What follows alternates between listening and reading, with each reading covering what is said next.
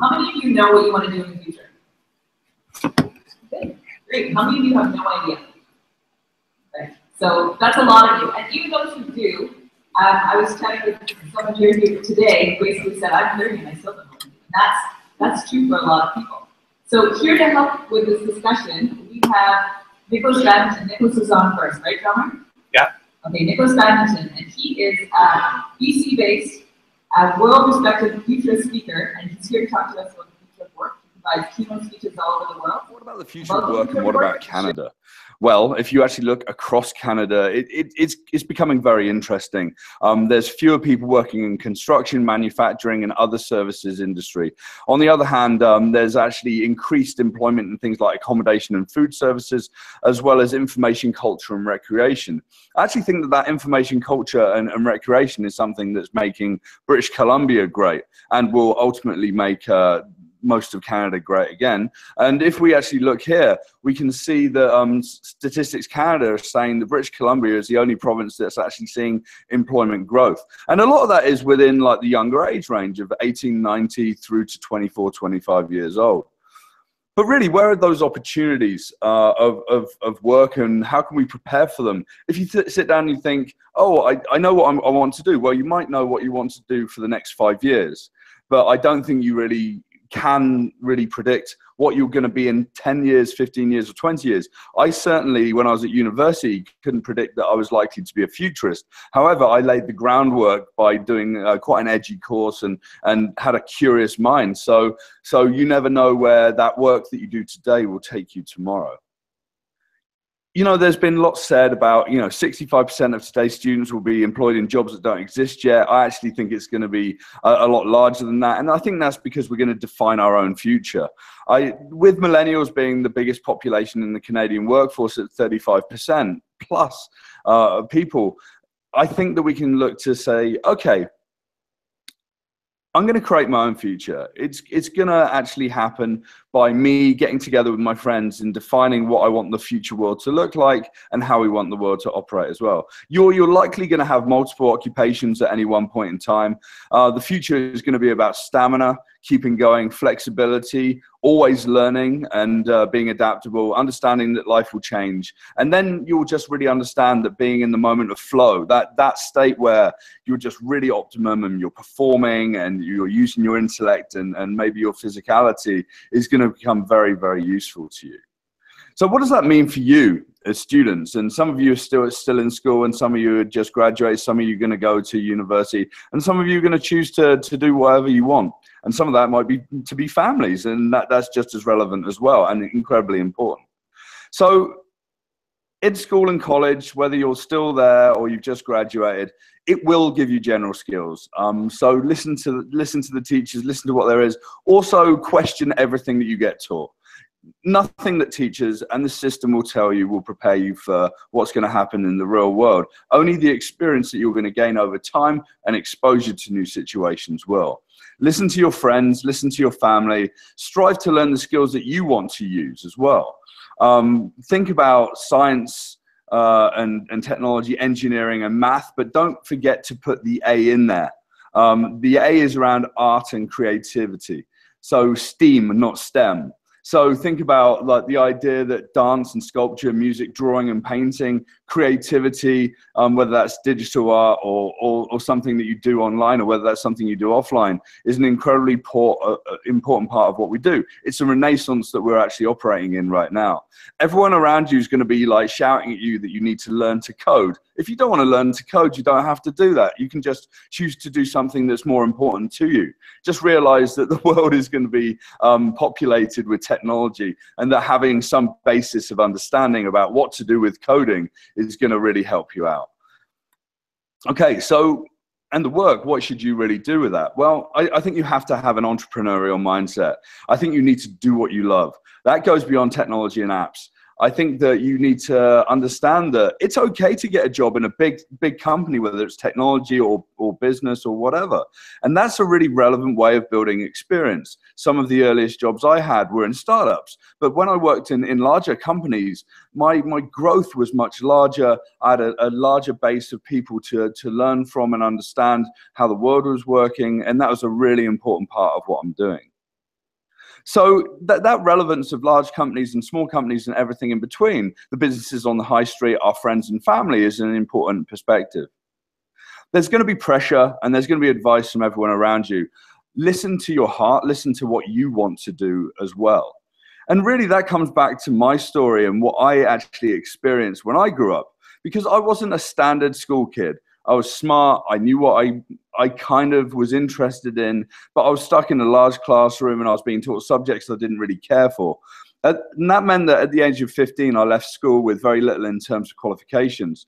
I just didn't believe in the system, but I knew that I had an ability. Everyone around me was becoming an engineering apprentice. They looked down at me because I fought against school and I had a job delivering milk on doorsteps. I woke up and I skateboarded every day. I played in bands. I wrote songs at night. I did art. And I also did a lot of writing. And people were just like, this doesn't make sense. Get on with it. Like, get a job. And then I realized that through the help and support of my parents, that college would help me do some things that are much more important in my life than just like lugging around crates of milk. Because really, that's not going to add much more to the world except for feeding a few people in a small village in the southwest of England. So I went on to do computing. I excelled at that. It was something that I was always good at since the age of 10 years old. Then I went on to university and did a course in applied psychology and computing. It was very edgy. I specialized in artificial intelligence, linguistics, and social network theory. This was in 1993, so way before, the sexy new world where we talk about all these things. And then some 25 years later, since I sort of went from college and university, I've had a wild and varied career. I've never stopped wondering what was around the corner and how to be curious. I own my own place that I live in, and I've owned 2 places before. I've worked all over the world. I've moved countries. I'm now Canadian as well as being English. I've had some high-profile jobs, VPs and directorships and all these things I strive to be. I do what I want every day by making money, traveling and speaking and pushing people to be and do more. So I've become kind of a coach and an educator. We call this a futurist within the perspective of what I'm doing. But like, what will you do? You're going to be makers and builders. You're going to be teachers. You're going to think about building technologies, creating new cultures, teaching business around the world how to be better. You're going to be some of the most important people for every single business person, for every single school, and for every single community out there. And as you grow up, your passion and your energy is going to drive us all forward. So this is supposed to be a rebel-rousing talk. It's early on a Monday morning. I've drunk plenty of coffee, so we're all good. But like, really, there's 5 things to bear in mind, I think, at the end of what I'm talking about here. And I think that these are 5 things that you should consider today, and you should write them down and consider them down for the future as well. The number one thing is to follow your heart and remember there is no failure. Many times in your life, you're going to feel down, or you will lose a job, or you won't get that job through an interview, or someone just won't return the call, and you have to pick yourself up and get on with it. Nelson Mandela says it really well, that there's no failure, right? There's just success, and we celebrate that. And then there's just lessons. There's no failure at all. We just learn every time that we try and have these experiences. I've probably applied to hundreds of jobs. I've worked in many different places. I've built great friendships through every position I've been in. And some people just don't like me, and that's okay. Number 2, travel. I can't explain how important it is to, get some education, but once you do, get out on the road, travel the world. You won't find your inspiration in your hometown. You won't find your inspiration just in BC or in Canada alone. You'll find some, but really where you'll find the inspiration is by traveling the world, thinking about working with people in different countries and continents. And you can do that when you're younger because of, the visas are available. Take that experience, opportunity, go international, and then bring it home to Canada. And then we can make Canada really, really strong and think about new business in new different ways. And the experiences that I bring from all over the world into British Columbia, Vancouver, and across Canada make me very valuable as a commodity to business and to communities. Okay, number 3, realize that it does take time. Every single online publication talks about startup success, millionaires, billionaires, how everything can change. You have to realize that every overnight success generally takes about 7 or 8 years. You look at Uber, you look at Airbnb, they were going for 6, 7, 8 years before they really hit the road. There's a lot of business that really doesn't make it beyond 3 years. When you think at the average age of a company within the S&P 500, the stocks, is around 15 years old, we have to realize that there's a very short period of time to make an impact in the world. But at the beginning, if we're in like 1 year and it's getting tough, you have to keep pushing. 2 years, 3 years, and beyond that. And if it really, really counts, you're going to be working on some of your ideas from today for the next 20 years as well. And in 20 years' time, it might actually hit home. Okay, number 4. And I think this is one of the most important lessons as well. Keep your friends, family, and community close. It's going to be really hard. There's going to be some very strange times. You're going to need the love and support of those people. You're going to feel incredibly lonely. But realize that once you do have that community and you do speak to people within not only your local community, but the online communities where you can really feed into, you're going to actually have that support network and you're going to find strength from that. And that means that you're going to be able to keep going and that stamina is going to be there. And I think finally, and a final thought here, is that you have to be brave. You have to trust serendipity, because you know what? Sometimes you're just going to get the lucky break. I've spent the last 2 years saying yes to everything. It's one of the reasons I'm speaking to you this morning. Jean-Marc called me up. It's like, Nick, would you like to speak? It's like, yes. Can we make it out? We talk back and forth. It's like, yeah, let's do it. Right? Trust serendipity. Get that job. Try it out. If it doesn't work, don't be afraid to move on. Reinvent yourself. Reinvent yourself every 3 to 5 years, because the world's going to be moving quicker. Technology is going to come in. I've been everything from like a coder to a technical architect through to a salesman. And now I've gone through advertising since I've lived in Canada. I ran another software company that was based out in Australia and ran them PR and marketing operations for North America. And now I'm a futurist. And really anything can happen. And really what you need to do is think, okay, what do I want to do today? And go and do it. Then what do I want to do next year? Then plan for it.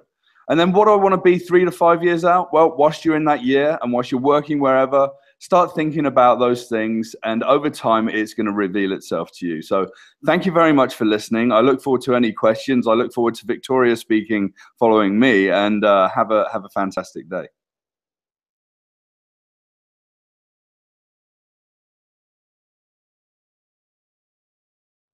Okay. Well, Nikolas, that was awesome. I'm so jazzed and inspired. So thanks so much for that. Well, hello, everyone, and happy Global Entrepreneurship Week.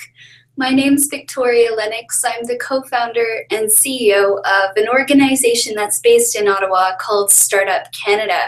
And we work with entrepreneurs across the country. So it's a pleasure to be here today. In listening to Nikolas, just before I get into kind of the more practicals about starting up and pursuing entrepreneurship, I thought I'd share with you some of my experiences. So I'm picturing myself sitting in one of those chairs looking at this big screen, and when I was your age, I didn't even know what entrepreneurship was. I knew that there were students in my high school who were part of junior achievement, but I wasn't one of them, and I didn't know what that was. And most of them, their parents were small business owners, so they had been exposed to entrepreneurship. But when I was sitting in your seats, at the time, I had an amazing history in politics teacher. And so I thought that the biggest way to make an impact in the world was through politics. Can you imagine? And so that led me to moving to Ottawa to go to the University of Ottawa to study political science and public policy. And then I worked for many members of parliament to see if that's something that I might want to do. But what I did know from a very young age is that I wanted to make a difference. I wanted to have an impact. And it wasn't until I did my master's at Oxford University, I studied global governance and diplomacy, still thinking I was going to have a life in public service, but it never quite felt right. I went to Freshers Fair. You know, when you see all of the student clubs, you see the photography club and the dance club and so on. And I saw this wonderful club, and in front of the club, they had these photos. People like Nelson Mandela or Muhammad Yunus. the founder of Green Mean Bank. And I'm like, I want to make a difference like these wonderful world leaders. And it turned out it was called Oxford Entrepreneurs. It's a student club. And I went to my first student club, and there was this big Rasta man that walked in with these wonderful dreadlocks and this guitar. And he had in his hand a jar of salsa, you know, the salsa that you dip into chips. And this Rasta man, with his salsa, changed my life and my career, and has helped to influence tens of thousands of young people as a result. And he doesn't even know what he did. He's an entrepreneur who's the founder of Reggae Sauce. And he started his sauce to help people to rediscover their roots. He had been on the Dragon's Den in the UK. And he just delighted me because he went internally at what was so special about him and the legacy he wanted to leave in the world. And he built a business to share that impact and that message with everybody else. And so whenever you go to the grocery store, I always pick it up. And I remember this game changer. And so again, for those of you who aren't aware or exposed to small business and entrepreneurship, really it's a vehicle for change. It's a vehicle for impact. And it's a mindset and way of being and doing things to bring what's so special and unique about you, whatever that is, and help to unleash it on the world to make the world a better place. So that's what entrepreneurship is to me. But let's get practical now. It's a real pleasure to be here with you. So first and foremost, if you're thinking about starting a business, if you have an idea, like Nikolas was saying, talk to those around you, your parents, your brothers and sisters, your friends, and share your ideas. And sure, there's those of them who are going to say, oh, that's a silly idea. That'll never work. But the whole thing is find those around you that will say, oh, that's kind of cool. How can I help? And surround yourself with people who say, how can I help? So Jean-Marc Laflamme, who's there in the room with you, he's a wonderful advocate and supporter of entrepreneurship and small business. And so if you have an idea, run up to Jean-Marc afterwards and say, Jean-Marc, I have an idea. How can I help? And I promise you that with the work that he's doing and the work of Startup Canada, we'll be there for you to connect you with mentors, support providers, help you to get that website online, help you to get your brand going. You don't need to know all of the steps in starting up your business. You just need to start and take action on your ideas. And as Nikolas said, it could fail, but that's a learning. There's no such thing as failures. I fail about 1 million times a day. And so all of those are wonderful learnings for me. So I suggest that first off, you put up your hand and say, I have an idea. And then you go over to those who will support you and they'll say, how can I help? I also suggest that you check out, just Google on your phones, Startup Canada, and then email us or message us or connect with us and be part of this national network. What's really important, as Nikolas said as well, is getting support from your local community, but also imagine getting support from a national community so that you can tap into young entrepreneurs, not just where you are, but across Canada and globally. That's how ideas spread, and that's how we create momentum. So I do encourage you to do that. And then the third really practical thing you can do, look, we're watching each other right now. We're going to have a dialogue online. Well, this evening, I'm hosting a very special event with Minister Chagar, our Minister of Small Business and Tourism here in the capital, as well as with Andy Nullman, the founder of Just for Laughs. And we're going to be talking about entrepreneurship tonight. So I do encourage you to tune in live, and Jean-Marc will ensure that you get all of that information so you can see what's happening across Canada and what you can be contributing to. So that's that. But let me tell you a few stories about some young entrepreneurs. Like I said, I didn't know about entrepreneurship. I fell into it when I was at Oxford, and I found my life's purpose, and I make a difference every day. I have a charity in the UK that works with 45,000 students every year, helping to expose them to entrepreneurship. And with Startup Canada, it's been my latest venture. Right now, we have 10 full-time staff, 300 volunteers across Canada, 30 hubs across the country, and 150,000 members from coast to coast to coast, right from Whitehorse all the way to St. John's. You can make a difference just by employing an entrepreneurial mindset and saying, how can I help?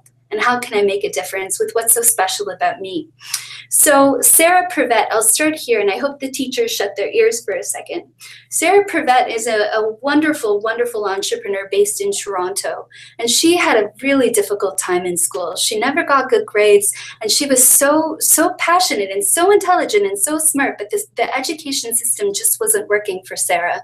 But Sarah, she gave it her all, and she finished high school, and she started going to university, but she wasn't happy. Sarah's the dropout story of the entrepreneur, and probably not the story I would advocate, but definitely the story that many people have to follow so that they could really find themselves. So Sarah finished after 1 year, and she said, that's not for me. And she started her first company, which was called Sprouter. Sprouter was an awesome tech company that helped to connect entrepreneurs with mentors and to advice. And she had a good go of it for 5 years before it was acquired by the National Post. So she had a very successful exit, and now she's leading the way in developing the Future Design School across Canada. So she's trying to reform education so it can serve every young person. So Sarah is an example of someone who knew that there was something special about her, but maybe the system wasn't quite getting her. And so she found her own way and pioneered her own path, and she's working very hard today through the Future Design School to help to make sure that every Canadian young person has an opportunity to thrive.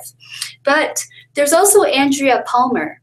Andrea Palmer has created an amazing technology, and she's only in her second year of university. And she was based in British Columbia, and soon she'll be moving to Toronto to complete her technology. And she created this hardware wearable called Awake Labs. All of us know someone who has an autism disorder on the spectrum of autism. What Awake Labs does, and what this band does with the hardware-software interface, is helps those who are friends with those with autism or family members to help to see how they can adjust their behavior so that they can make their colleague with autism feel a bit more comfortable, so that everyone can thrive. And this is so important, especially in educational settings. Andrea is making a difference in tens of thousands of lives already, and she just started her company 6 months ago. But what she's done is she's created a conversation around how technology can help us to live together and to all thrive. So she's a wonderful example. But I'm particularly proud of this next entrepreneur who's still in high school. Her name is Victoria Radburn, and she's based here in Ottawa with me. She's a high school student in grade 11 at Elmwood Public School. And Victoria just walked into my office about a year ago. My office is not open to the public. She just walked in, and she came and she's like, Victoria, is this Victoria Lennox? I said, yes. She said, here's my business plan. I have this idea. I'm like, okay, this young high school student has an idea. What is it? Well, I want to empower youth across Canada to know that entrepreneurship is a viable career option. And so she had this wonderful idea called Startup Youth. And so she shared her idea. She put her hand up with a lot of gumption and a shaky voice. She said, can you help? And so now Startup Youth is across Ontario and soon to be in British Columbia as well as Alberta and hopefully across Canada soon. Victoria still has another year to go in high school, but she's helping to empower the next generation. And all she had to do to start was to write down her idea and show up. So everyone wants to help you. Everyone wants you to succeed. All you have to do is put your hand up and do so. But last week, this is my last story, I had the opportunity to go with the Governor General of Canada to the Middle East, where I visited the Syrian refugee camp in Jordan. You know, Canada has 36 million refugees that we've brought in, but there's still millions more who are flooding into Jordan, into these refugee camps. Well, I saw the most amazing example of entrepreneurship. There was a young woman, might have been about 18 years old. She's seeing that there's no employment prospects and that the conflict isn't going to end anytime soon. She's educated, tech savvy, and she understands that one of the biggest challenges at the camp is really around food security and access to produce. And so what she's done is she's developed vertical greenhouses, and not only is she producing enough produce for the whole refugee camp and empowering others to develop a sustainable economy on the camp, they're actually producing food for Jordanians. So they're actually sourcing and producing sustainable ecosystem. I think she's turning 20 in the next few months. And imagine the impact she's having on the health and well-being of her community, as well as those in Jordan, showing that even the worst conflict circumstances, you can innovate and take what's so special about you and bring it to the world. So as a social entrepreneur myself, and kind of echoing what Nikolas had to say, I have 3 final pieces of advice, and you can take it or leave it because you're going to get advice everywhere you go. But this certainly worked for me. So my family, I'm the first generation Canadian. My family came from elsewhere, from Portugal and from Britain and other places, and my friends might have families that don't come from English-speaking nations, but I was really lucky that my parents both spoke English. What they really stressed, especially as newcomers to Canada, and I know a lot of you can relate, is the importance of education. You're too young to possibly know everything you want to do. Education makes sure that you have every door open to you. So even though I might not be deploying and employing my global governance and diplomacy degree, I may. And those skills and networks are very, very interesting, and I can bring them with me to the future. Education, education, education. Never stop learning. Never stop being self-taught, and formal education is obviously great. But if you don't fit into that structure, that's okay, and you can go it alone. The second key piece of advice I have is that education is not enough, as Nikolas said. It is about experience and trying new things, and that's how you get to know yourself and what you actually want to do. If you have an option, always pick a university that has an awesome co-op program. You need to be learning while doing, and hell, it makes a lot of sense to actually make money while you're studying and working. So co-op programs are wonderful opportunities to get experience. There's no better time to try startups and entrepreneurship than while you're in school, when you're surrounded by all this talent, all these enterprising ideas, all this optimism, and all this opportunity. So start up while you're in school and get your key learnings in under your belt quickly. Look at the founder of Facebook. He started while he was in university, and this is typical of starting up while you're young. So just start, trip, learn, get up, and try again. Last but not least, other than education and experience, at the end of the day, you have to ask yourself, why are you here? Why are you placed here on this planet, and why today? What's so unique about you, and what do you want to bring to the world? Ultimately, it's about what impact you want to leave. What is your legacy going to be? If you love dancing, if you love crafts, if you love coding, if you love sports, what do you love to do? And what can you do to make an impact in those domains? So just think very practically about the impact that you can leave. So I'm personally motivated by the word hope.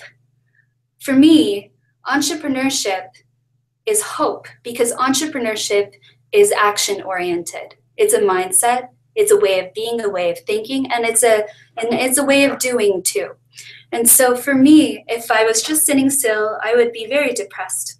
But entrepreneurship gives me hope that I can have within myself the ability to deal with any circumstance, create any opportunity, and create opportunities for others, which is what I'm most passionate about.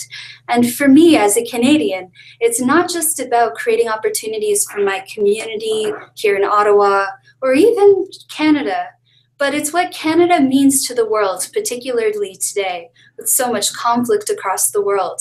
How can we be a beacon for hope and peace? And how can we use entrepreneurship as a way of achieving all that by bringing what's so special about all of us as Canadians to the world? So thank you so much for having me today. And thank you, Nikolas, for your wonderful remarks. And I look forward to the Q&A.